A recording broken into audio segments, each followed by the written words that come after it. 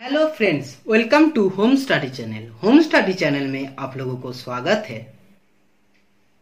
Hi friends, मैं हूँ अरिंदम गोस्वामी और मैं आज आप लोगों को हाइड्रोस्टैटिक नया चैप्टर स्टार्ट करने वाला हूँ। ठीक है, प्रीवियस क्लास में या तो लास्ट क्लास में हम लोग फिजिक्स में क्या पढ़ा था। फिजिक्स में हम लोग ये कंप्लीट किया था कि इलास्टिसिटी को हम लोग 3 चैप्टर में कंप्लीट, 3 पार्ट में हम लोग कंप्लीट कर चुका है। ठीक है, लास्ट डेट हम लोग क्या किया है, लास्ट डेट हम लोग स्ट्रेस स्ट्रेन का आपको पूरे डिस्कस किया था, पॉइजन्स रेशियो और जो इलास्टिसिटी कांस्टेंट का जो रिलेशन होता है ये हम लोग डिस्कस कर चुके थे लास्ट क्लास में। आज हमारा नया चैप्टर है, चैप्टर का नाम क्या है, हाइड्रोस्टैटिक। सबसे पहले हम लोगों को समझना है ये हाइड्रोस्टैटिक का मतलब क्या है, मतलब इस चैप्टर में हम लोग किस बारे में बात करेंगे, इस चैप्टर में हम लोग क्या पढ़ेंगे। सबसे पहले ये हम लोगों को समझना है। सबसे पहले देखना है कि ये हाइड्रो का मतलब क्या है और स्टैटिक का मतलब क्या है, क्योंकि जब भी कोई चैप्टर स्टार्ट करने जा रहे हो, जब हम लोग देखो इलास्टिसिटी स्टार्ट किया था तो सबसे फर्स्ट डेफिनेशन हम लोग ये पढ़ा था कि इलास्टिसिटी क्या है। हम लोग इस चैप्टर में क्या पढ़ेंगे, आज जो हमारा क्लास है ये है इंट्रोडक्शन क्लास। तो ये इंट्रोडक्शन क्लास में आप लोगों को ये समझना है कि हाइड्रोस्टैटिक में हम लोग किसके बारे में बात करेंगे। तो सबसे पहले देखते हैं कि ये हाइड्रो, ये जो हाइड्रो है ना, ये जो हाइड्रो है, इस हाइड्रो का मतलब क्या है और स्टैटिक का मतलब क्या है। दो बात है, देखो फिजिक्स में ना ये 2 कॉमन वर्ड आप लोगों को सुनाई देगा, एक होता है स्टैटिक, एक होता है डायनामिक। एक होता है स्टैटिक, एक होता है डायनामिक, एक होता है स्टैटिक और एक होता है आपका डायनामिक। अब बात है कि ये स्टैटिक का मतलब क्या है, डायनामिक का मतलब क्या है और ये हाइड्रो का मतलब क्या है। तो मुझे बताओ कि हाइड्रो का मतलब क्या है। हाइड्रो का मतलब है कि कोई फ्लूइड, हाइड्रो का मतलब है कि फ्लूइड का कोई लिक्विड। फ्लूइड क्या है ये भी बोलूंगा कि सबसे पहले फ्लूइड भी हम लोगों को समझना है कि ये फ्लूइड क्या है। ठीक है, समझ रहे हो। देखो हाइड्रो का मतलब है कि हाइड्रो नाम सुन के ना हम लोगों को वाटर के बारे में आते हैं, वाटर। ठीक है, हाइड्रो अप्रोक्सीमेटली कह सकते हो ये क्या है, वाटर, लेकिन एक्चुअली वाटर नहीं है। वाटर क्या है, लिक्विड। तो हाइड्रो का मतलब है लिक्विड, हाइड्रो का मतलब है कि लिक्विड। ठीक है, लिक्विड। अब स्टैटिक का मतलब क्या है, स्टैटिक हम लोग बोलते हैं ये स्टैटिक कंडीशन में है। तो स्टैटिक का मतलब है जब हमारा बॉडी रेस्ट कंडीशन में हो। और रेस्ट का मतलब क्या है, उसमें कुछ मोशंस नहीं है, उसमें कुछ मोशंस नहीं है। जैसे रेस्ट मतलब क्या है, सपोज मान के चलो मैंने इस मार्कर को यहीं पर फिक्स करके रख दिया, अभी ये क्या है, रेस्ट कंडीशन में है।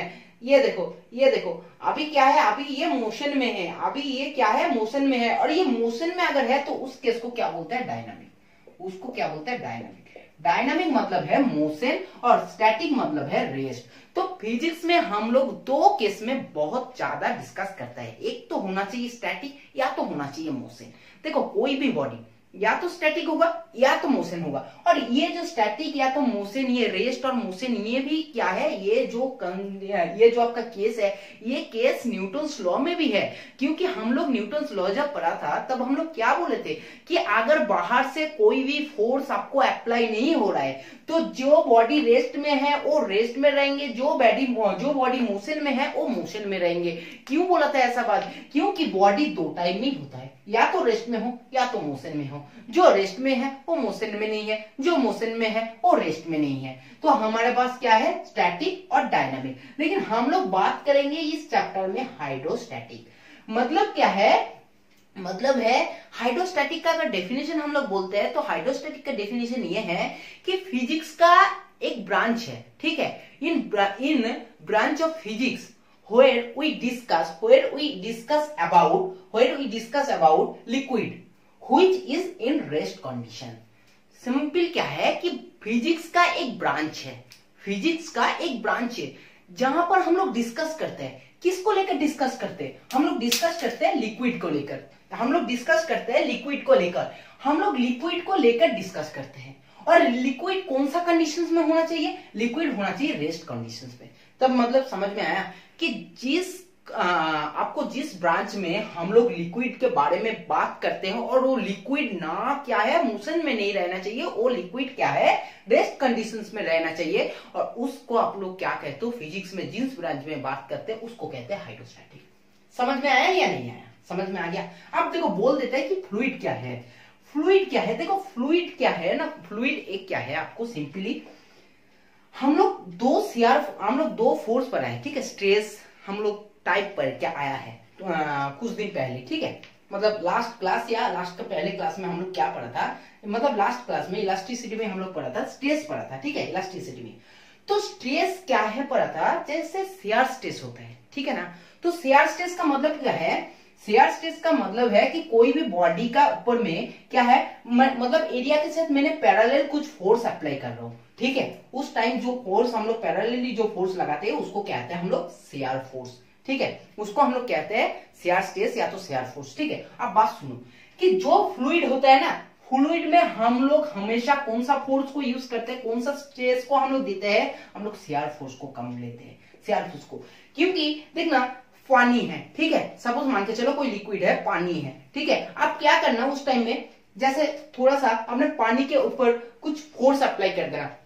देखो अंदर में तो हम लोग फोर्स अप्लाई नहीं करते, फ्लूइड के अंदर में लेकर हम लोग फोर्स अप्लाई नहीं करते ना, और फोर्स अप्लाई भी करते तो हम लोग को पता नहीं चलता अंदर में क्या हो रहा है, क्योंकि दिखाई नहीं दे रहा है। लेकिन जब हम लोग कुछ, जैसे इसमें क्या है, इसमें रिवर है और रिवर का वाटर का ये सरफेस है, ये अप सरफेस है, इसमें आपने कुछ भी पत्थर फेंका या तो आपने कुछ भी फोर्स लगाया, जैसे पत्थर फेंका तो पत्थर फेंकने के बाद क्या होता है, देखना पत्थर जहां पर गिरता है ऐसे ऐसे हो जाता है, ऐसे राउंड राउंड टाइप का हो जाता है। ये क्या है, ये क्या है, जैसे हम लोग शेयर फोर्स लगाए या तो हम लोग अपर में शेयर फोर्स लगाए तो क्या हो गया, उसमें क्या हो गया, पानी थोड़ा डिस्प्लेसमेंट हो गया, इसमें फोर्स लगा और ये क्या होगा, ये सिंपली आपका थोड़ा डिस्प्लेसमेंट होगा। तो समझ लो कि फ्लूइड में हमारा जो फोर्स लगता है या तो जो स्ट्रेस लगता है ये होता है हमारा शेयर स्ट्रेस, ठीक है, समझ लो। अब बात होती है कि फ्लूइड हमारा ना दो टाइप का होता है, ठीक है, दो टाइप में फ्लूइड होता है। एक तो फ्लूइड होता है हमारा लिक्विड, एक तो फ्लूइड होता है हमारा लिक्विड, और दूसरा नंबर का फ्लूइड क्या होता है, ये होता है हमारा गैस, ये होता है हमारा गैस।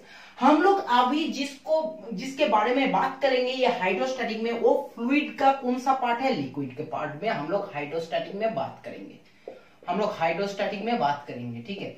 देखो अगर आपका लिक्विड कंडीशंस होता, क्या मोशंस में रहता, तब हम लोगों को बहुत कुछ पढ़ने के लिए मिल जाता, क्योंकि जब भी कोई बॉडी मोशन में है तो उसमें काइनेटिक एनर्जी है, उसमें अगर काइनेटिक एनर्जी है तो उसका कभी भी पोटेंशियल एनर्जी भी थी, तो पोटेंशियल एनर्जी मिलेगा, काइनेटिक एनर्जी मिलेगा, उसका मोशन है तो उसका वेलोसिटी क्या है, बहुत कुछ मिल जाएगा। लेकिन एक बात सोच के देखो कि लिक्विड जब आपका स्टैटिक कंडीशन में है, या तो कह सकते हो कि लिक्विड आपका क्या है, रेस्ट कंडीशन में है। जैसे घर में कोई भी आपके पास कंटेंट है, ठीक है, उसमें आपने पानी रख दिया, उसमें आपने पानी, कोई भी जार है आपके पास, ठीक है, और आपने क्या किया, उसमें पानी रखा। ये पानी, ये जो आपने वाटर रखा है, ये जो लिक्विड रखा है, ये लिक्विड कौन सा कंडीशंस में रहता है, ये लिक्विड रहता है हमारा रेस्ट कंडीशंस में। अगर हम लोग बाहर से कोई भी कुछ भी ना फेंका, नहीं तो हाथ नहीं डाला, कुछ भी फोर्स नहीं लगाया ना, तो ये क्या है, ये रेस्ट कंडीशंस में रहेगा। अब रेस्ट कंडीशंस में हम लोगों को क्या पढ़ना है, हम लोग को हाइड्रोस्टैटिक क्यों पढ़ना है, आप सुनो क्यों पढ़ना है।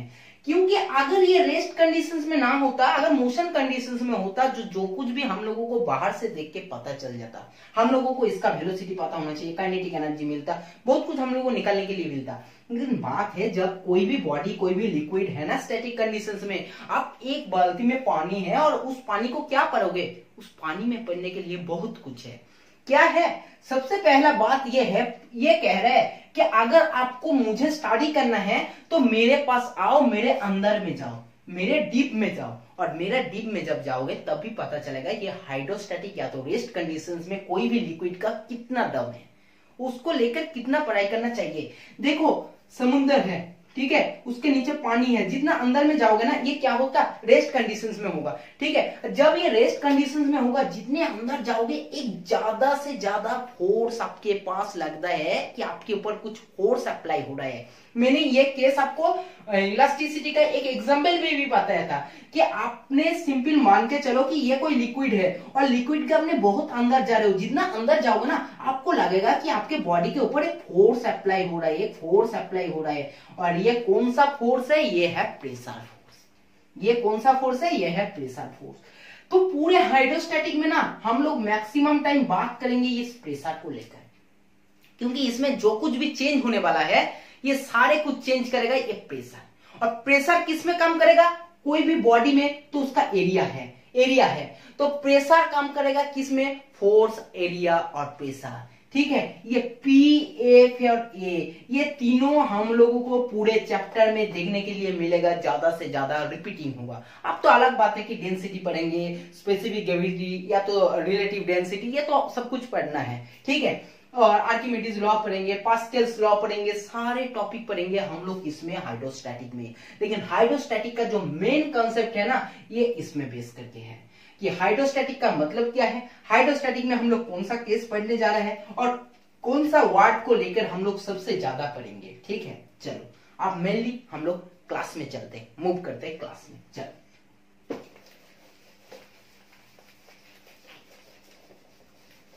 देखो, सबसे पहले हम लोगों को हाइड्रोस्टैटिक अगर पूरे क्लास को खत्म करना है, देखो मैंने क्या बोलता हूं, मैंने बोलता हूं ये आपको ज्यादा पढ़ने का जरूरत नहीं है। आपको एक दिन में पूरे एक चैप्टर कंप्लीट करने का जरूरत नहीं है।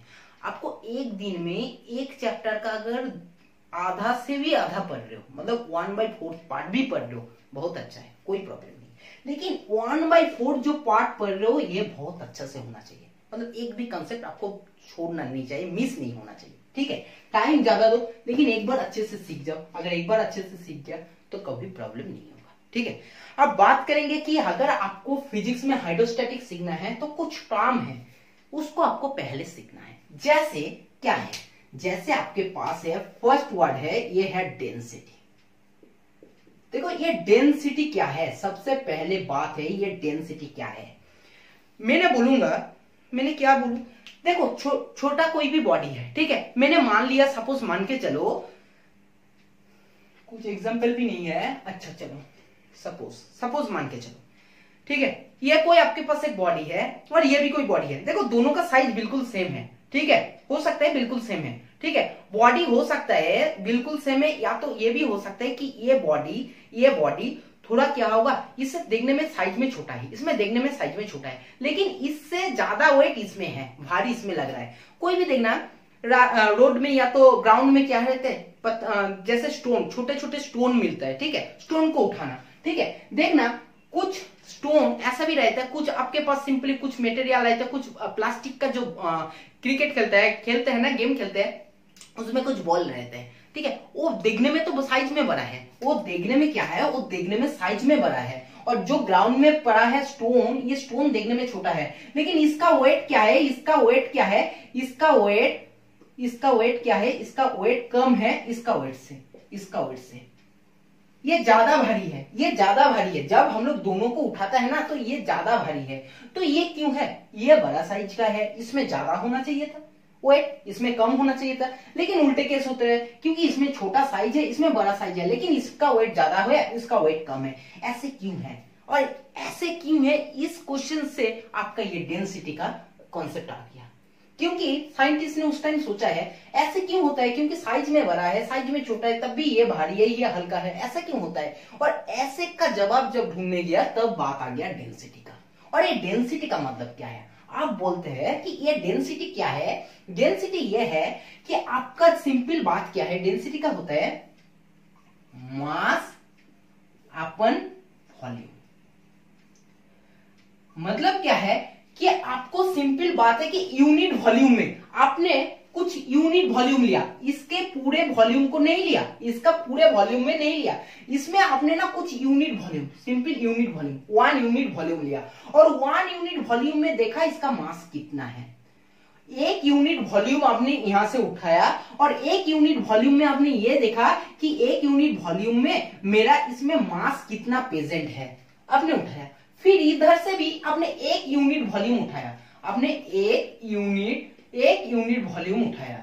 और जैसे 1 यूनिट वॉल्यूम उठाने के बाद हमने चेक किया कि 1 यूनिट वॉल्यूम में इनका मास क्या है, कितना है। मतलब क्या है कि आपका 1 यूनिट वॉल्यूम में उसी बॉडी का कितना मास प्रेजेंट है, उसको हम लोग सिंपल रेशियो को कहते हैं डेंसिटी। समझ में आया या नहीं आया, डेंसिटी समझ में आया कि कोई भी बॉडी है, मैंने उस बॉडी से पूरे वॉल्यूम नहीं ले रहा हूं, मैंने 1 यूनिट वॉल्यूम को उठा रहा हूं और 1 यूनिट वॉल्यूम उठाने के बाद मैंने चेक कर रहा हूं कि 1 यूनिट वॉल्यूम में कितने मास है। मैंने सेकेंड बॉडी में भी सेम काम कर रहा हूं, मैंने 1 यूनिट वॉल्यूम उठा रहा हूं और 1 यूनिट वॉल्यूम उठाने के बाद मैंने ये देख रहा हूं कि मेरा मास कितना है। जब मैंने 1 यूनिट वॉल्यूम मैंने किसी भी बॉडी से उठाया, दोनों बॉडी से, जब जिसमें मास ज्यादा होगा उसमें भारी ज्यादा होगा, उसमें भारी ज्यादा होगा, जिसमें मास कम होगा उसमें भारी कम होगा। इसलिए कभी कभी छोटे साइज देखने में ज्यादा वेट होता है, क्योंकि उसका यूनिट जो वॉल्यूम है, यूनिट वॉल्यूम में मास उसका ज्यादा है। और जो बड़े साइज का बॉडी है उसका यूनिट वॉल्यूम में मास कम है as compare to small size का जो बॉडी है, जो स्मॉल साइज का वेटी बॉडी है। ठीक है, समझ में आया? कंसेप्ट समझ में आया? बहुत ही अच्छा कंसेप्ट है। तो बात क्या है, मैथमेटिकली डेंसिटी क्या है? मैथमेटिकली डेंसिटी हमारा है, डेंसिटी को हम लोग किससे डिनोट करते हैं? डेंसिटी को हम लोग रो से डिनोट करते हैं, हम लोग रो से डिनोट करते हैं डेंसिटी को। ठीक है, रो ऐसे भी लिखता है, मैंने ऐसे लिखता हूं। ठीक है, तो कोई प्रॉब्लम नहीं है, जैसे लिखना है आपका। अगर ऐसे रो लिखना है तो लिखो, मुझे ऐसे रो लिखना है, मैंने पूरे क्लास में ये रो लिखूंगा, मैंने ये कंप्लीट डिक्लेयर कर दे रहा हूं। ठीक है, मुझे ये रो, ये मेरा हैबिट है, रो ये है डेंसिटी। डेंसिटी इक्वल टू क्या है? डेंसिटी इक्वल टू है मास अपन वॉल्यूम, मास अपन वॉल्यूम। मास क्या है? मास को हम लोग m से डिनोट करते हैं, वॉल्यूम को किससे करते हैं? v से करते हैं। तो सिंपल बात आ गया, rho equal to m by V, rho equal to m by V. बहुत ही इंपॉर्टेंट फॉर्मूला है। ठीक है, ये बचपन से सीख के आ रहा है, लेकिन फिजिक्स में आप इस कंसेप्ट का, आप इस फॉर्मूले का कितने इंपॉर्टेंट है आप लोगों को अभी समझ में आ जाएगा। ठीक है, तो चलो अब फिर देखते हैं, ये डेंसिटी तो हो गया, अब देखते हैं कि डेंसिटी का यूनिट क्या है। इसमें कुछ यूनिट रहेगा ना, यूनिट है या नहीं है, यूनिट लेस है या कुछ यूनिट है, देखते हैं क्या है। जब भी यूनिट का बात करते हैं दो टाइप आता है, एक तो आता है सीजीएस, एक आता है एसआई। ठीक है, अब मुझे बताओ इसका यूनिट क्या है। मैंने बोला था कि यूनिट को याद रखने का जरूरत नहीं है, फॉर्मूला याद रखो और यूनिट को खुद निकाल लो। मास क्या होते हैं? मास का यूनिट क्या होता है? मास का यूनिट होता है केजी, और वॉल्यूम का यूनिट क्या होता है? Metre cube. तो केजी बाय मीटर क्यूब ये किस में आ गया? ये आ गया एसआई में। और आपका सीजीएस में क्या आने वाला है? सीजीएस में आने वाला है ग्राम पर सेंटीमीटर क्यूब, ग्राम पर सेंटीमीटर क्यूब। समझ में आया या नहीं है? देखो समझ में आ गया ना। चलो, तो सिंपल यूनिट देख लिया हम लोग किसमें? डेंसिटी में। अब बात करेंगे कि यूनिट का डायमेंशन क्या है। यूनिट का डायमेंशन क्या है? मैंने बोला था अगर आप लोग यूनिट निकाल सकते हो तो डायमेंशन इजीली निकाल सकते हो, कोई बड़ी बात नहीं है। केजी का डायमेंशन, केजी क्या है? केजी है आपका मास। केजी क्या है? मास।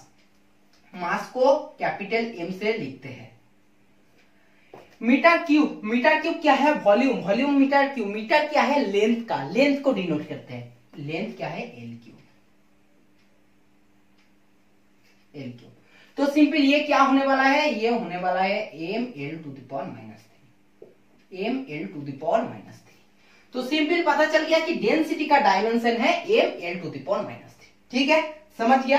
तो डायमेंशन भी हम लोग डेंसिटी का निकाल लिया, हम लोग यूनिट निकाल लिया, हम लोग डेंसिटी का समझ लिया। ठीक है, चलो कोई बात नहीं, नेक्स्ट कॉन्सेप्ट में चलते हैं। नेक्स्ट क्या है आप देखते हैं। देखो डेंसिटी को अच्छे से समझो, क्योंकि इसके बाद जो आने वाला है उसके साथ डेंसिटी को अच्छे से, मतलब क्या है, हौच-पौच नहीं बनाना है। ठीक है, हौच-पौच नहीं बनाना है, क्योंकि अगर जो भी कुछ आएंगे नेक्स्ट में क्या है आपके पास है डेंसिटी और है स्पेसिफिक ग्रेविटी। ठीक है, चलो अच्छा, नेक्स्ट में क्या है? नेक्स्ट में है आपका स्पेसिफिक ग्रेविटी।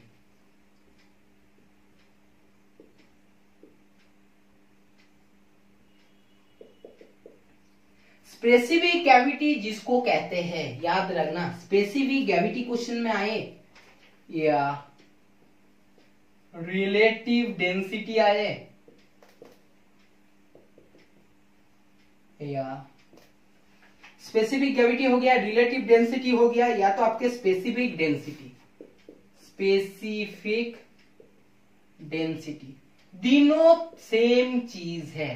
कोई भी क्वेश्चंस में, कंसेप्ट में कुछ डिफरेंस नहीं है। जिसको कहते हैं स्पेसिफिक ग्रेविटी उसको कहते हैं रिलेटिव डेंसिटी, उसकी नाम है स्पेसिफिक डेंसिटी। होता है ना, किसी एक बंदे का घर में कोई नाम है, फ्रेंड लोग और भी कुछ बोलते हैं, जैसे स्कूल में और कुछ है, और फिर क्या है, फिर उसका सपोज मान के चलो जो उसके घर का मेंबर है, स्पेशल मेंबर, उसको और भी कुछ नाम में कहते हैं। हो सकता है एक ही इंसान है, 3-4 नाम हो ही सकता है। बात एक ही है कि बात, चीज तो एक ही है, उसको नाम 3 है, कोई बड़ी बात नहीं है, हो सकता है। अब बात सुनो कि ये स्पेसिफिक ग्रेविटी क्या है और इसका भी कहां से इसको एक्चुअली हो गया, प्रोड्यूस कहां से हो गया इसका, ठीक है। देखते हैं इसका जन्म कहां से हुआ। हम लोग सबसे पहले सबका बॉडी का डेंसिटी अलग अलग होता है, ठीक है। वाटर का कुछ डेंसिटी है, एल्यूमिनियम का कुछ डेंसिटी है, सिल्वर का कुछ डेंसिटी है, गोल्ड का कुछ डेंसिटी है। सारे लिक्विड का अलग अलग डेंसिटी होते हैं, ठीक है। अब बात आते हैं कि जब सबका डेंसिटी होता है, हम लोगों को अगर किसी के साथ किसी को कंपेयर करना है, मैंने सपोज बोल रहा हूं कि एल्यूमिनियम और मुझे सिल्वर का डेंसिटी का कंपेयर बताओ कौन किससे कितना ज्यादा है। सपोज मान के चलो मैंने बोल रहा हूं एल्यूमिनियम सिल्वर से 1 गुण ज्यादा है, सिल्वर आपके कहीं से गोल्ड से 1 गुण ज्यादा है, या तो वाटर आपके सिंपली वाटर आपके ग्लिसरीन से 2 गुण ज्यादा है। मैंने ये सपोज आपको एग्जांपल बोला हूं, तो ये क्या होता है, ये आपका है सिंपली कंपैरिजन, ठीक है। अब बात है देखो 1000 से ज्यादा मेटल है, तो उसको अगर ऐसे हम लोग कंपेयर करेंगे तो किसके पास किसके साथ कंपेयर करेंगे और कितने डाटा हम लोग याद रखेंगे, बहुत मुश्किल है। तो साइंटिस्ट ने क्या किया ना, साइंटिस्ट ने ये क्या बोला, ठीक है चलो फ्लूइड तो इतने ज्यादा है ना, हम लोग किसी एक फ्लूइड को स्टैंडर्ड फ्लूइड मानते हैं, हम लोग किसी एक फ्लूइड को स्टैंडर्ड फ्लूइड मान लेते हैं और उसको स्टैंडर्ड फ्लूइड मानते हुए हम लोग कोई भी जब भी किसी सपोज उसका स्पेसिफिक ग्रेविटी पूछे या तो रिलेटिव डेंसिटी पूछेंगे तो उसका ग्रेविटी को हम लोग कंपेयर कर देंगे आपको किसमें, स्टैंडर्ड फ्लूइड के साथ। मतलब क्या है, तो रिलेटिव डेंसिटी का मतलब क्या है, मतलब है कोई भी मैटर का, जैसे सपोज मान के चलो सिंपली मान के चलो क्या है सिल्वर का, जैसे सपोज मान के चलो कि सिल्वर का मुझे स्पेसिफिक ग्रेविटी निकालने दिया, इसको कैपिटल एस से डिनोट करते हैं, याद रखना।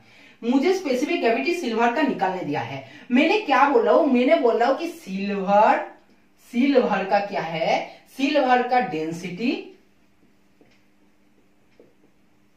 अपन क्या करना है, सिल्वर का डेंसिटी अपन क्या है, जो स्टैंडर्ड फ्लूइड है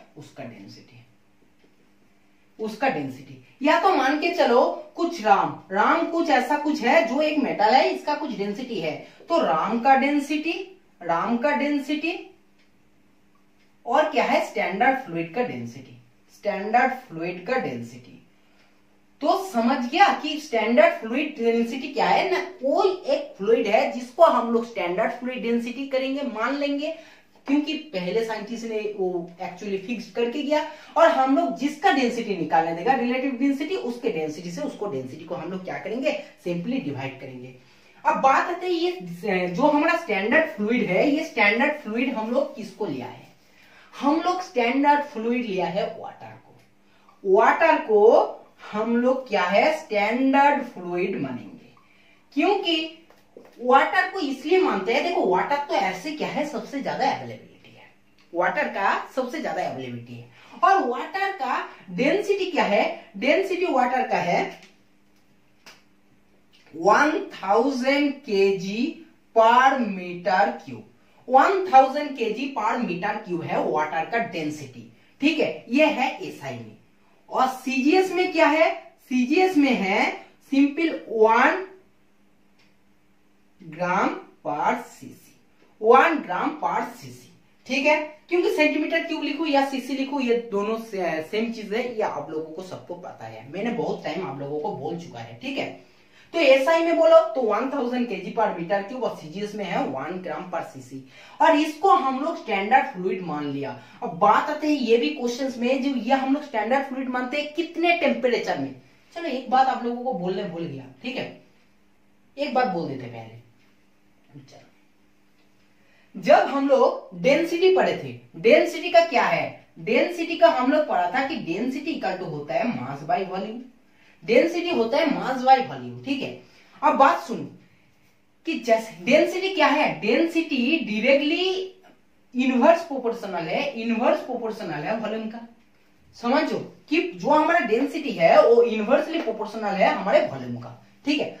अब जब हम लोग किसी बॉडी में, जैसे सपोज मान के चलो ये कोई बॉडी है सॉलिड, ये कोई आपका लिक्विड और ये कोई गैस का तो ऐसा कुछ एक्चुअली नहीं है, ये हो जाए गैस, हम इसमें प्रेशर दे रहे हैं, सॉलिड में हम लोग प्रेशर, ये सॉलिड है, सॉलिड में हम लोग प्रेशर बहुत ज्यादा प्रेशर देंगे तो थोड़ा सा क्या होगा, उसमें प्रेशर अगर हम लोग ज्यादा देंगे, हम लोग प्रेशर को इंक्रीज करेंगे, प्रेशर को हम लोग इंक्रीज करेंगे तो हमारा वॉल्यूम क्या होगा, हमारा वॉल्यूम कम होगा, हमारा वॉल्यूम क्या हो जाएगा, कम हो जाएगा।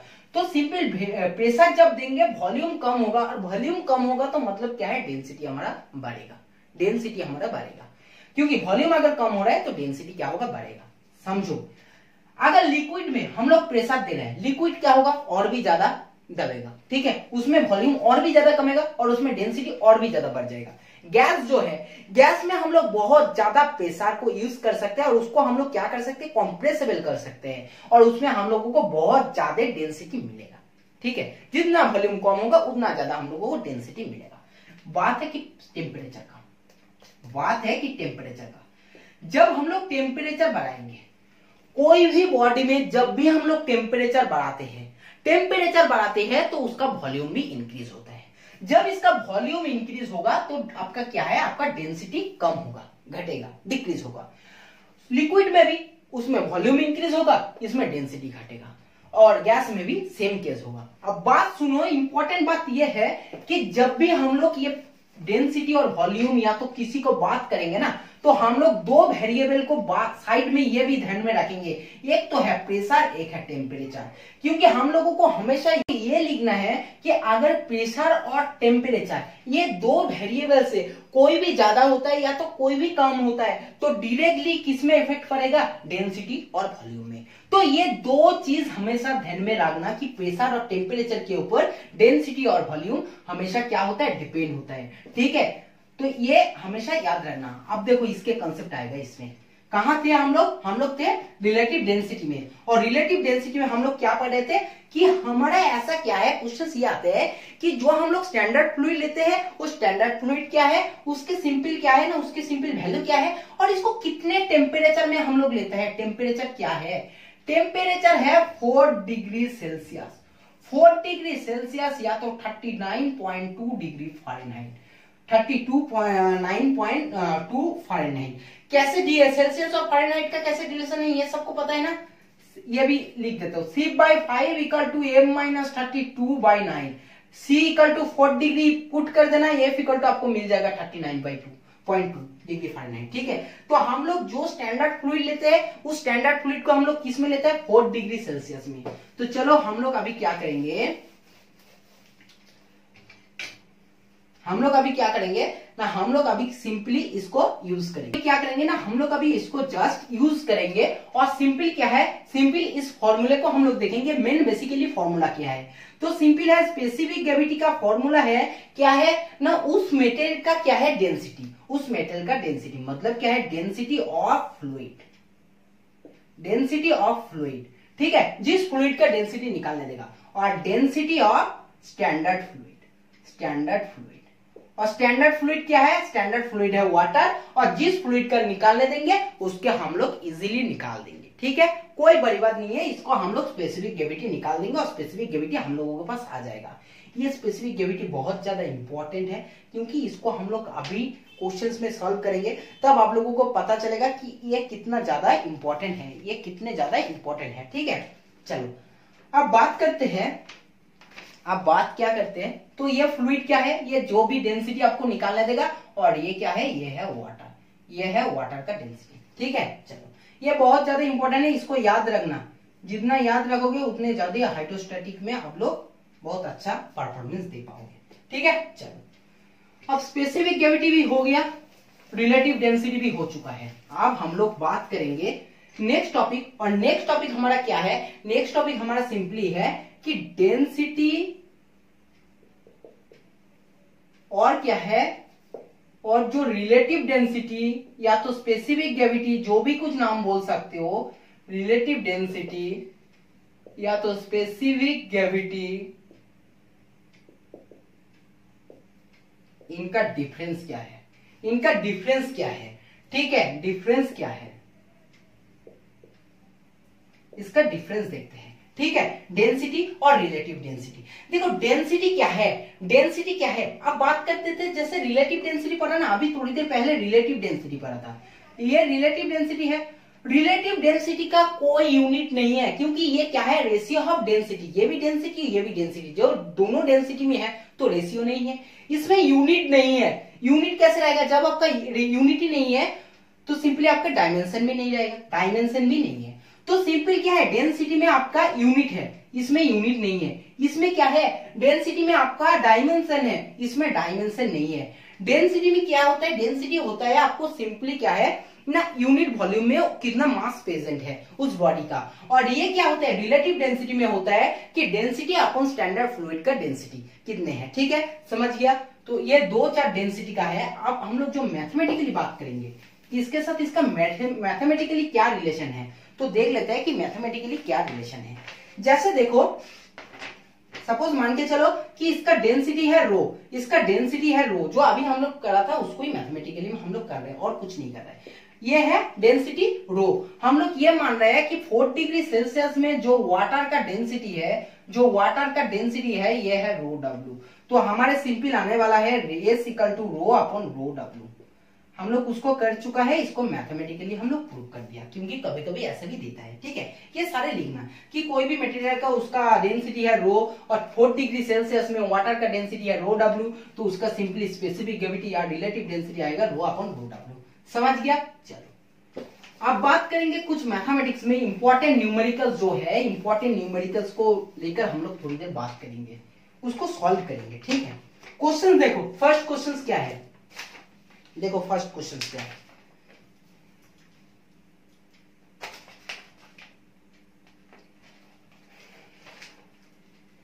फर्स्ट क्वेश्चन क्या है देख लेते हैं। फर्स्ट क्वेश्चन से हमारे कोई भी कंटेंट है, कोई भी कंटेंट है, ऐसे कुछ कंटेंट है। ठीक है, कंटेंट में आपको सिंपली मिल्क है, ये क्या है, ये है मिल्क। ठीक है, कोई भी कंटेंट है और उसी कंटेंट में 247.2 ग्राम मिल्क है, 247.2 ग्राम मिल्क है। सिंपल ये पूछ रहा है क्वेश्चंस में कि अगर ये मिल्क नहीं होता, अगर ये क्वेश्चंस होता ग्लिसरीन, अगर मैंने इसमें क्या करता ग्लिसरीन रख देता, तो कितने ग्राम मैंने ग्लिसरीन रख सकते हैं, कितने ग्राम ग्लिसरीन मैंने इसमें कंटेंट में रख सकते हैं। जिस कंटेंट में मिल्क रख सकते हैं हम लोग 247.2 ग्राम, अगर उसमें हम लोग मिल्क नहीं रखते, हम लोग उसमें ग्लिसरीन रखते, तो कितने ग्राम हम लोग ग्लिसरीन रख सकते हैं, जिसमें हमारा मिल्क का जो डेंसिटी है, जो हमारा मिल्क का डेंसिटी है, डेंसिटी ऑफ मिल्क दे दिया आपको सिंपल 1.03 ग्राम पर सीसी। ठीक है, और क्या है, और एक क्वेश्चन है, जैसे क्या है ना, जो ग्लिसरीन का है, ग्लिसरीन का जो डेंसिटी है, जो ग्लिसरीन का डेंसिटी है वो कितने हैं, वो है 1.26 ग्राम पर सीसी। ये क्वेश्चन तो करना है। इसके पहले छोटा सा एक कंसेप्ट मिस हो गया, उसको भी बोल देता हूं कि जैसे हम लोग स्पेसिफिक ग्रेविटी पढ़ा था कि रो अपॉन रो डब्ल्यू। ठीक है, बात सुनो कि जब हमारा सीजीएस यूनिट है, सीजीएस यूनिट में हमारे ये वाटर का, ये सीजीएस अगर यूनिट है तो हमारा वाटर का क्या है, वाटर का क्या है 1 ग्राम पर सीसी, 1 ग्राम पर सीसी क्या है उसमें यूनिट सिंपली। ठीक है, तो सिंपली 1 ग्राम पर सीसी अगर है सीजीएस में, तो ये क्या होगा, ये सिंपली हो जाएगा रो, क्योंकि 1 ग्राम पर सीसी। तो एक बात समझ लो कि सीजीएस यूनिट में आपका रिलेटिव डेंसिटी और आपका डेंसिटी इक्वल होता है। बहुत ज्यादा इंपॉर्टेंट क्वेश्चन है, बहुत ही ज्यादा, जितना स्टार लगा सकते हो उतना स्टार है, क्योंकि सीजीएस यूनिट में आपका रिलेटिव डेंसिटी और आपका जो डेंसिटी ये दोनों इक्वल है अगर सीजीएस में है। अगर आपका एसआई में है तो आपका जो रिलेटिव डेंसिटी है वो नॉर्मल डेंसिटी से 1000 गुण ज्यादा है, 1000 टाइम्स ज्यादा है, क्योंकि उसका 1000 है तो 1000 टाइम्स। तो समझ लो कि सीजीएस यूनिट में रिलेटिव डेंसिटी और नॉर्मल डेंसिटी क्या होता है, सेम होता है। ठीक है, अब बात करते हैं कि क्वेश्चंस को। क्वेश्चंस में डेंसिटी मिल्क दे दिया, ये क्वेश्चंस में डेंसिटी ग्लिसरीन दे दिया। ये क्या है, ये मिल्क का क्या है, ये मिल्क का मास है, मास। इतना ग्राम मतलब क्या है, मास है। ये क्या है, ये कितने मास ग्लिसरीन का मास निकालने दिया। ठीक है, सिंपली आप कैसे निकालते हैं ये हम लोग देखते हैं। ठीक है, सबसे पहले ये देखते हैं कि हम लोग फॉर्मूला क्या जानते हैं। फॉर्मूला ये जानते हैं कि डेंसिटी इक्वल टू होता है mass upon volume, density equal to mass upon volume. Density हमारा क्या है, हमारा डेंसिटी क्या है, डेंसिटी क्या है, डेंसिटी है हमारा मिल्क का डेंसिटी है 1 पॉइंट, चलो इसको लेफ्ट साइड में करते हैं तब हमारा पूरे एक पेज में हो जाएगा। क्या जानते हैं, रो इक्वल टू जानते हैं मास अपन वॉल्यूम। रो क्या है 1.03, मास क्या है, मास है 247.2 अपन वॉल्यूम। तो सिंपल हम लोग वॉल्यूम निकाल लेंगे। वॉल्यूम क्या है 247.2 अपन 1.03, और ये किस में आएगा, ये यूनिट किस में आएगा, यूनिट आएगा आपको देख लो कि ग्राम है, सीसी है, सीसी में आएगा, सीसी में। ठीक है, तो इसको कैसे निकालेंगे, इसको हम लोग जब भी कैलकुलेशन करेंगे, हमारे पास कैलकुलेशन करके आप लोग देख लेना, कैलकुलेशन करने के बाद आंसर आने वाला है 240 सीसी। तो सिंपल बात चल गया कि ये जो कंटेंट है, ये कंटेंट का वॉल्यूम क्या है, इस कंटेंट का वॉल्यूम है 240 सीसी। ठीक है, तो वॉल्यूम जब है, अब केस टू, ये तो केस 1 हो गया, ये केस 1 हो गया। ठीक है, अब केस टू में क्या करेंगे, केस 2 में ये करना है कि हमारा जो ग्लिसरीन है, रो ग्लिसरीन का क्या होगा, मास अपन वॉल्यूम। देखो कंटेंट का तो वॉल्यूम चेंज नहीं होने वाला है, मास चेंज होगा, ग्लिसरीन का डेंसिटी चेंज होगा, लेकिन जो कंटेंट का वॉल्यूम है ये तो कभी नहीं चेंज नहीं होगा ना। तो सिंपल इसमें से क्या निकालेंगे, इसमें से मास निकालेंगे, जो हमारा ग्लिसरीन का डेंसिटी इनटू वॉल्यूम। और ग्लिसरीन का डेंसिटी क्या है, ग्लिसरीन का डेंसिटी गिवन 1.26 इनटू वॉल्यूम क्या है, वॉल्यूम है 240। तो इसको जैसे कैलकुलेशन करेंगे 240 इंटू 1.26, आपके पास आंसर आने वाला है 302.4 ग्राम।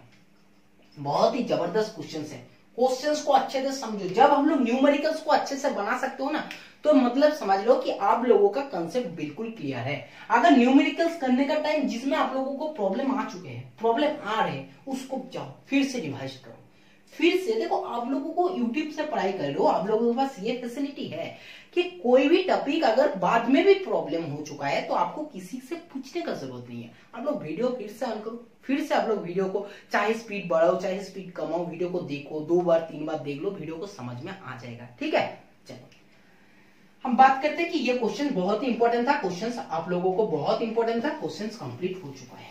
ठीक है, आप नेक्स्ट क्वेश्चन में चलते हैं, देखते हैं कि नेक्स्ट क्वेश्चन क्या है।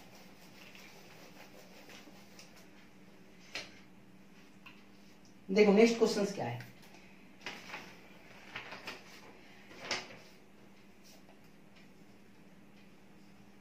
नेक्स्ट क्वेश्चन ये है, कोई भी बॉडी है, ठीक है, और बॉडी का एम्प्टी वेट, कोई भी आपके पास सिंपल क्या है, कोई भी आपके पास एक कंटेंट है, एक कंटेंट है,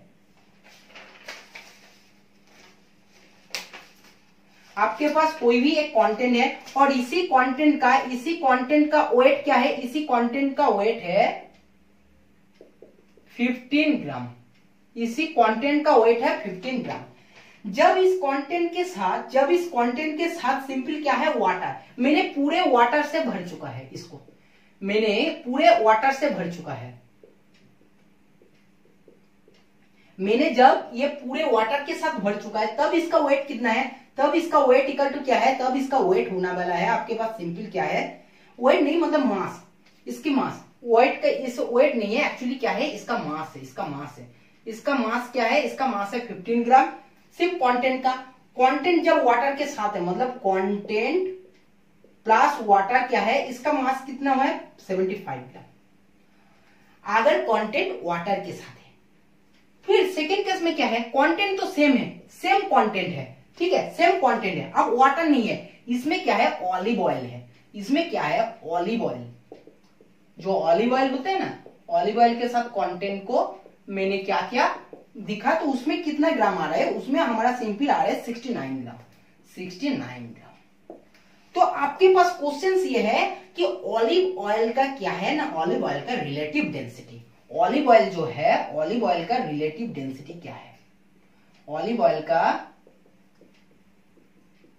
जो रिलेटिव डेंसिटी या तो क्या है स्पेसिफिक ग्रेविटी क्या है, ठीक है, आपको निकालना है कि ऑलिव ऑयल का स्पेसिफिक ग्रेविटी या तो क्या है ना, रिलेटिव डेंसिटी क्या है, आपको इसको क्वेश्चंस में निकालना है। तो कैसे निकाल सकते हो, सिंपल बात है कि आपको अगर ऑलिव ऑयल का ऑलिव ऑयल का स्पेसिफिक ग्रेविटी निकालना है, ऑलिव ऑयल का स्पेसिफिक ग्रेविटी निकालना है, तो सिंपली बात है कि ऑलिव ऑयल का वेट अपन क्या है ना, ऑलिव ऑयल का वेट अपन क्या है, सिंपली वाटर का वेट। अच्छा ये सारे वेट ही है, मास नहीं है, वेट ही है, ठीक है, क्वेश्चंस में वेट ही देकर रखा है, वेट, ठीक है, ये सारे वेट है, इसमें वेट है। तो सिंपल क्या है, ऑलिव ऑयल का स्पेसिफिक ग्रेविटी निकालना है, तो ऑलिव ऑयल का वेट अपन वाटर का वेट, दोनों का वेट निकाल लेते हैं, तो हमारे पास सिंपली आ जाएंगे क्या है क्या नहीं है, ठीक है। तो सिंपल ऑलिव ऑयल का वेट कितना है, ऑलिव ऑयल का वेट कितना है, ऑलिव ऑयल का 69 माइनस 15, क्योंकि इससे क्या है, ये 69 ग्राम में कंटेंट का भी वेट है, तो कंटेंट का वेट को मैंने हटा रहा हूं, और इससे भी 75 से 15 को भी हटा रहा हूं, तो ये कितना आने वाला है, ये आने वाला है आपका 54, और ये है आपके पास 60। तो 54 अपन 60 करोगे तो आपके पास आंसर आ जाएंगे, और आंसर क्या है 0.9। स्पेसिफिक ग्रेविटी का कोई यूनिट नहीं रहता, इसलिए ये यूनिट लेस है, ठीक है। तो ऑलिव ऑयल का स्पेसिफिक ग्रेविटी क्या है 0.9। बहुत ही इंपॉर्टेंट क्वेश्चन है, और ये क्वेश्चन आप लोगों को जेई मेंस बोलो, या तो अगर आरआरबी जेई दे रहे हो, अगर एसएससी जेई दे रहे हो, कोई भी एग्जाम दे रहे हो, टॉप क्लास के एग्जाम, तो आपको ये टॉप क्लास का क्वेश्चन पूछते हैं, ठीक है। ऐसे सीधे साधा आपको नॉर्मली नहीं मिलेगा नंबर, अच्छा नंबर भी नहीं मिलेगा, अच्छा नौकरी भी नहीं मिलेगा, क्वेश्चंस भी अच्छा सॉल्व करना है, और ये है कंसेप्चुअल क्वेश्चंस, ठीक है, दिखने में छोटे हैं लेकिन कंसेप्ट चाहिए इस क्वेश्चंस को सॉल्व करने के लिए, ठीक है। चलो सेकंड क्वेश्चन, थर्ड क्वेश्चन की तरफ मूव करते हैं। थर्ड न्यूमेरिकल्स देखते हैं क्या न्यूमेरिकल्स है। थर्ड न्यूमेरिकल्स देखते हैं कि थर्ड न्यूमेरिकल्स क्या है। जैसे दो बॉडी है, ठीक है, बहुत ही अच्छा क्वेश्चन है ये, जो क्वेश्चंस करने वाला हूं ना, इस क्वेश्चंस को मतलब समझ सकते हो कि कंसेप्ट खुल जाएगा। देखो क्वेश्चंस क्या है कि दो कंटेंट है, ठीक है। अब बात क्या है, देखो केस दो केस है, दो केस दे दिया है कि टू बॉडी है, फर्स्ट बॉडी और सेकेंड बॉडी, फर्स्ट बॉडी और सेकेंड बॉडी, दो बॉडी है, और दो बॉडी में मैंने किसी को मिक्स कर रहा हूं सेम वॉल्यूम से। मतलब क्या है, मैंने सेम वॉल्यूम से मिक्स कर रहा हूं, मतलब क्या है, मैंने इससे भी वी वॉल्यूम लिया और इससे भी वी वॉल्यूम ले रहा हूं। मैंने इससे कुछ, इसमें फ्लूइड है, इसमें भी कुछ फ्लूइड है, मैंने वी वॉल्यूम इससे लिया, मैंने वी वॉल्यूम इससे लिया, दोनों से सेम वॉल्यूम मैंने ले रहा हूं। क्या है, सेम वॉल्यूम, मैंने दोनों से सेम वॉल्यूम ले रहा हूं, ठीक है। अब क्या होगा, सेम वॉल्यूम जब लेगा तो एक मिक्सचर बनेगा, एक मिक्सचर बनेगा, एक मिक्सचर बनेगा, ठीक है, क्योंकि इससे दोनों से मैंने लिया तो एक मिक्सचर बनेगा, और उस मिक्सचर का जो रिलेटिव डेंसिटी है, इस मिक्सचर का रिलेटिव जो डेंसिटी है, वो रिलेटिव डेंसिटी क्या है 8। उस रिलेटिव डेंसिटी क्या है, रिलेटिव डेंसिटी है 8। समझ गया कि कोई भी दो बॉडी है, उस बॉडी, दोनों बॉडी से मैंने सेम वॉल्यूम कुछ ले रहा हूं फ्लूइड। अब सेम वॉल्यूम फ्लूइड जैसे ले रहा हूं तो एक मिक्सचर बन रहा है, और उस मिक्सचर का रिलेटिव डेंसिटी है 8। सेम क्या है केस, अब सेम तो दो बॉडी तो है, फर्स्ट बॉडी सेकेंड बॉडी। अब क्या बोला मैंने, इस सेकेंड केस में क्या कर रहा हूं, सेकेंड केस में मैंने इससे भी एम मास ले रहा हूं और इससे भी एम मास ले रहा हूं। अब क्या है, मास सेम है, मास सेम है। फर्स्ट केस में सेम वॉल्यूम लिया मैंने, फर्स्ट बॉडी और सेकेंड बॉडी से, दोनों से भी वॉल्यूम सेम वॉल्यूम लिया और मिक्सचर बनाया जिसमें रिलेटिव डेंसिटी 8 है। मैंने सेकेंड केस में दोनों से सेम मास लिया, मास लेने के बाद एक मिक्सचर बनेगा, और इस मिक्सचर का जो रिलेटिव डेंसिटी आने वाला है, वो रिलेटिव डेंसिटी मुझे दिखाई दे रहा है कि 6। उस रिलेटिव डेंसिटी मुझे दिखाई दे रहा है कि 6। मुझे सिंपली बताओ कि ये जो दो बॉडी है, इस दो बॉडी का रिलेटिव डेंसिटी क्या है, इस दो बॉडी का एक्चुअल रिलेटिव डेंसिटी क्या है, रिलेटिव डेंसिटी क्या है, relative density of body 1 and body 2। Body 1 और बॉडी 2 का रिलेटिव डेंसिटी क्या है मुझे बताओ, ठीक है। चलो क्वेश्चन को देखते हैं कैसे हम लोग सॉल्व करते हैं। अब ड्राइंग हो गया बहुत बड़ा, समझ गया ना। इसका रिलेटिव डेंसिटी आने वाला है 8 और इसका रिलेटिव डेंसिटी है 6। आप क्वेश्चंस को सॉल्व करते हैं। क्वेश्चंस को सॉल्व कैसे कर सकते हैं, फर्स्ट केस में हम लोग एक फॉर्मूला थोड़ी देर पहले हम लोगों को डिस्कस किया था, बोला था बहुत ज्यादा इंपॉर्टेंट है, और उसका कंसेप्ट अभी आने वाला है। सीजीएस में डेंसिटी और स्पेसिफिक ग्रेविटी क्या होता है, सेम होता है, समझ गया। चलो अब बात करते हैं कि इसका कैसे हम लोगों को करना है सॉल्व। सबसे पहला क्या है, relative density. Relative density, relative density का फॉर्मूला क्या है? रिलेटिव डेंसिटी का मतलब क्या है? S, capital S. और कैपिटल एस का मतलब क्या है? रिलेटिव डेंसिटी का फॉर्मूला क्या है? रिलेटिव डेंसिटी का फॉर्मूला है कि density of fluid upon density of water. ठीक है, देखो बात है कि यह हम लोग सीजीएस में कर रहा है। सीजीएस में अगर कर रहा है तो डेंसिटी ऑफ वाटर क्या है? 1 ग्राम पर सीसी, मतलब ये हटेगा। तो हमारे सीजीएस में क्या होगा?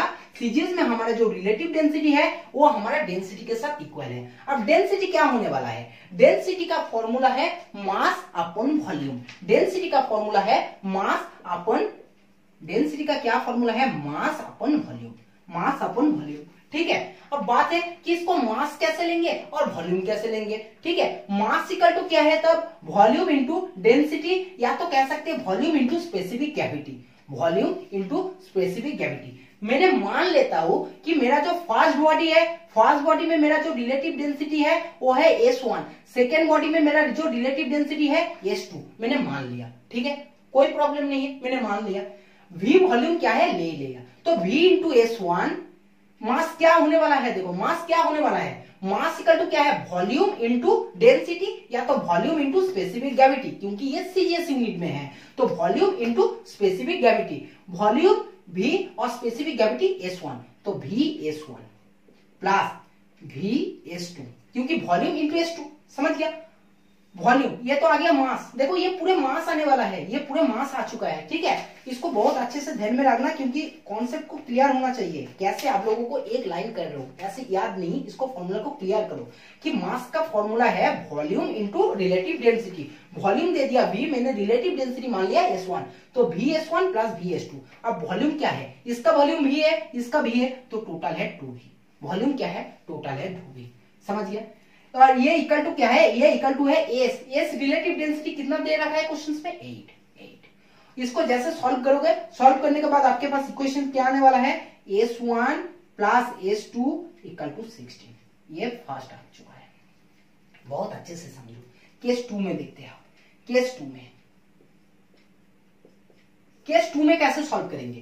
केस 2 में सॉल्व करने का तरीका यह है, इसमें भी रिलेटिव डेंसिटी दे रखा है, इसमें भी रिलेटिव डेंसिटी दे रखा है, और रिलेटिव डेंसिटी का फॉर्मूला मुझे पता है कि डेंसिटी के साथ इक्वल होगा, क्योंकि ये सीजीएस का केस है।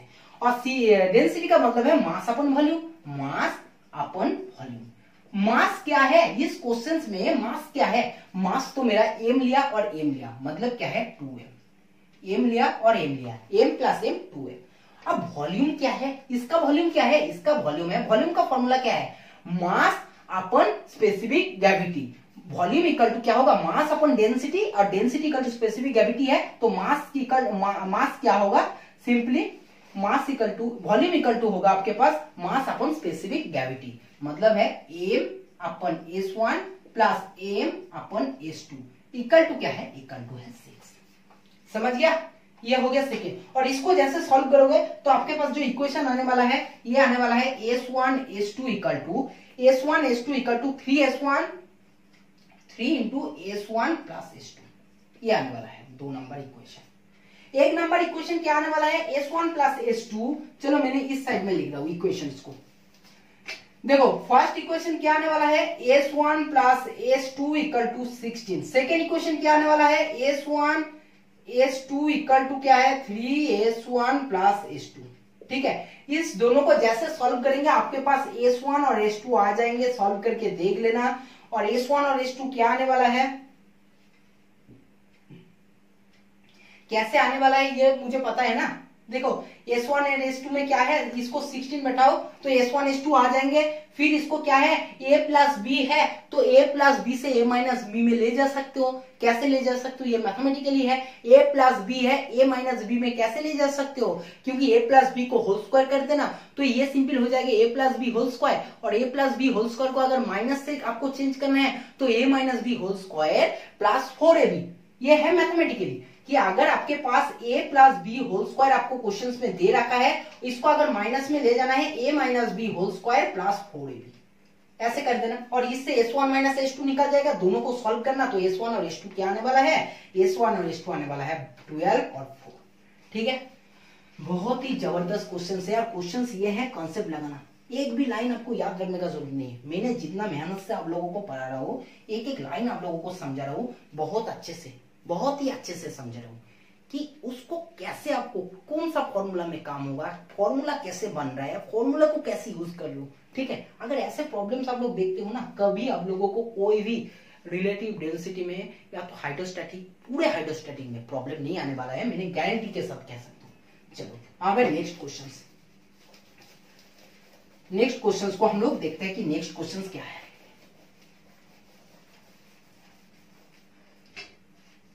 चलो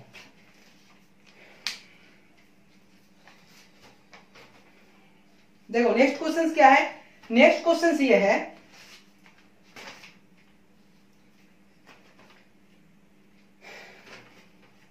ये भी बहुत अच्छा क्वेश्चन है जो क्वेश्चन कर रहा हूं। ये जेई मेंस का मतलब बोल सकता हूँ ये है स्पेशली आपके गोली, क्योंकि ये जेई मेंस में इस गोली को देंगे ही देंगे, सीधी बात है।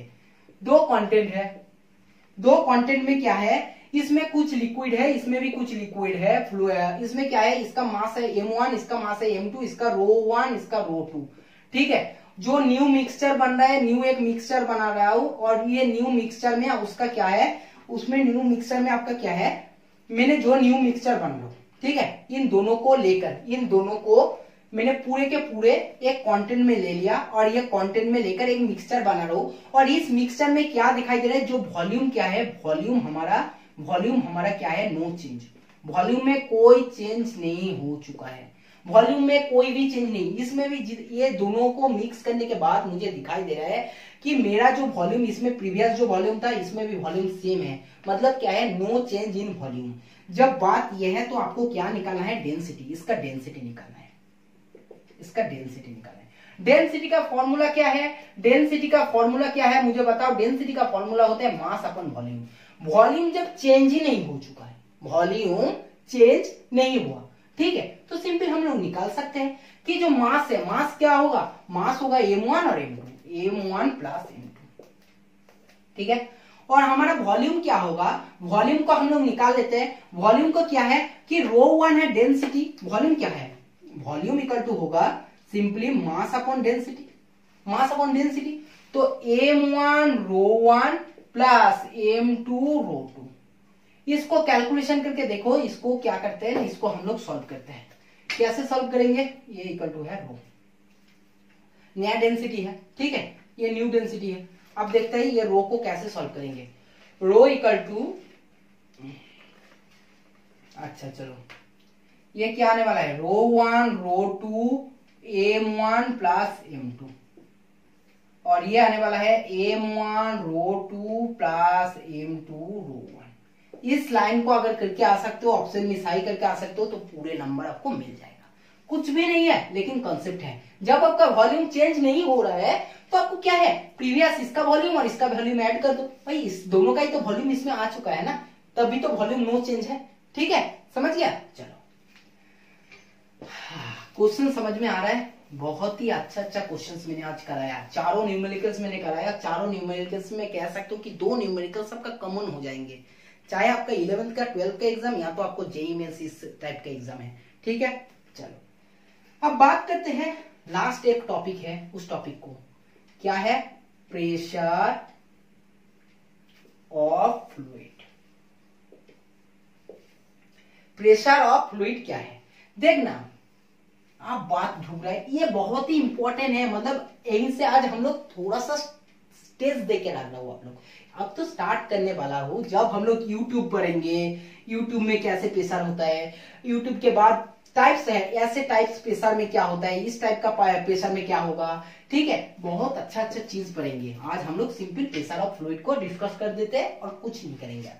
जैसे कोई भी एक आपके पास क्या है, कंटेंट है, कंटेंट में कुछ भी क्या है, फ्लूइड है, ठीक है। अब बात है प्रेशर ऑफ फ्लूइड का डेफिनेशन क्या है, कि प्रेशर ऑफ फ्लूइड के डेफिनेशन ये है कि कोई भी एरिया है, सपोज मान के चलो कुछ ऐसा एरिया है, कुछ ऐसे एरिया है, मैंने इतना एरिया ले लिया, और उस एरिया के जो आपका फ्लूइड है, फ्लूइड के द्वारा उस एरिया में क्या है, जो आपका फोर्स काम करेगा, जो आपका फोर्स, ये क्या है, ये प्रेशर फोर्स, और ये प्रेशर फोर्स कैसे काम करेगा, परपेंडिकुलर काम करेगा। मतलब है कोई भी एरिया में, फ्लूइड के अंदर मैंने कोई भी एरिया लिया और उस एरिया में फोर्स के द्वारा मेरा जो परपेंडिकुलर फोर्स अप्लाई हो रहा है प्रेशर के द्वारा, ठीक है, प्रेशर के द्वारा मेरा जो क्या है परपेंडिकुलर फोर्स अप्लाई हो रहा है, इसको हम लोग कहते हैं प्रेशर ऑफ फ्लूइड। जो हमारा फोर्स क्या है, कोई भी एरिया के ऊपर, फोर्स हमारा कोई भी एरिया के ऊपर, मतलब क्या है, P इक्वल टू फोर्स हमारा अप्लाई हो रहा है, ये हमारा A अप्लाई हो रहा है कौन सा एरिया के ऊपर, A। इसका एरिया मैंने मान लिया कि इसका जो एरिया है, इसका एरिया क्या है, A है। देखना फ्लूइड है कि कोई भी लिक्विड है, लिक्विड के अंदर में जब भी प्रेशर काम करता है ना, ये परपेंडिकुलरली करता है, परपेंडिकुलरली करता है। याद रखना कि परपेंडिकुलरली हमारा काम करता है, ऐसे नहीं काम करता है, ये ऐसे नहीं काम करता है। जो फोर्स अप्लाई होता है कोई भी एरिया के ऊपर, वो क्या होता है, वो परपेंडिकुलरली अप्लाई होता है, परपेंडिकुलरली अप्लाई होता है, ठीक है। तो कोई भी एरिया के ऊपर जब फोर्स परपेंडिकुलरली अप्लाई हो रहा है, उसको हम लोग कहते हैं प्रेशर ऑफ फ्लूइड, और प्रेशर इक्वल टू होगा F अपॉन A।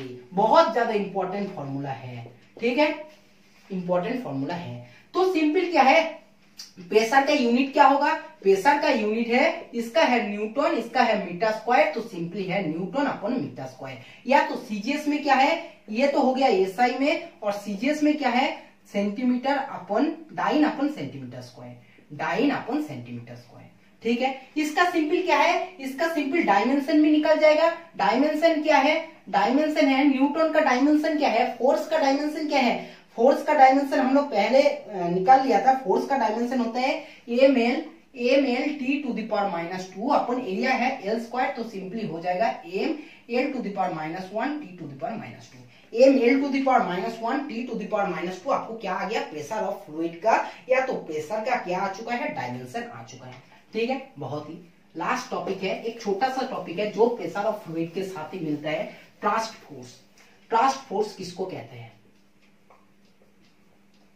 ट्रास्ट किसको कहते हैं, समझ लो कि ये ट्रास्ट का भी मतलब क्या है, समझ लो कि कोई भी जैसे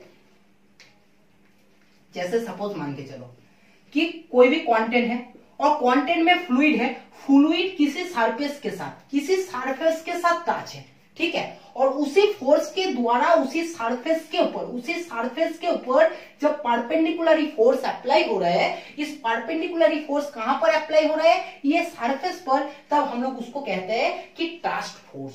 जो फोर्स हमारा उसके क्या है, फ्लूइड के टच में जो है, जो सरफेस है, उस सरफेस में जब वो फ्लूइड क्या है परपेंडिकुलरी फोर्स लगा रहा है, उस फोर्स को कहते हैं ट्रास्ट फोर्स, उस फोर्स को कहते हैं ट्रास्ट फोर्स, ठीक है, ट्रास्ट फोर्स। और ये थ्रस्ट इक्वल टू क्या होता है, ये एफ है ना, ये तो एफ ही है, क्योंकि एफ ही है, ये थ्रस्ट फोर्स क्या है, एफ है। और पी इक्वल टू हम लोग देखा, पी इक्वल टू हम लोग थोड़ी देर पहले क्या देखा, पी इक्वल टू हम लोग देखा F upon A, F upon A equal to देखा। एफ हमारा क्या है, एफ हमारा है पी इंटू ए।